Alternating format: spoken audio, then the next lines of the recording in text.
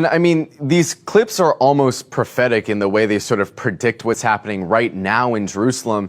And what really amazes me is how nonchalant these people are. I mean, you hear people in the U.S. talk about, being liberal Zionists and, Zionism isn't racism, whatever. But everything we see coming out of Israel is just this ultra right-wing nationalism.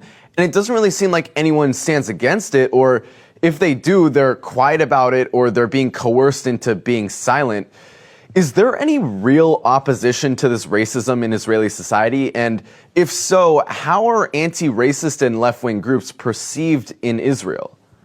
Well, even B'Tselem, which is a human rights organization that simply documents what's going on, is considered an enemy, right? The word leftist is actually a slur in Israeli society.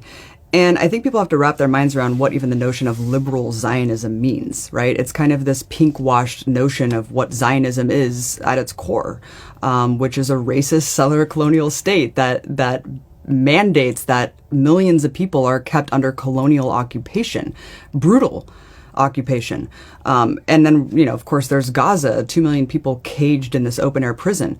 So the fact that liberal Zionists, they just kind of want to believe that they are progressive, but at the same time, they have to accept the reality of what Israel is. And they have to accept the reality of it's an exclusively Jewish state. What does that mean for the Arabs and the Palestinian population that live there?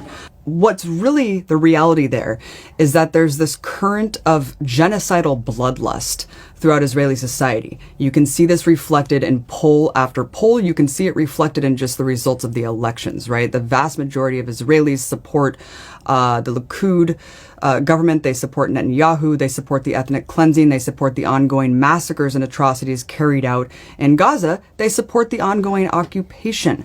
And this is liberal Zionists as well. You see 80 to 95% support for things like the carpet bombing of Gaza in 2014, for things like the shoot to kill orders during the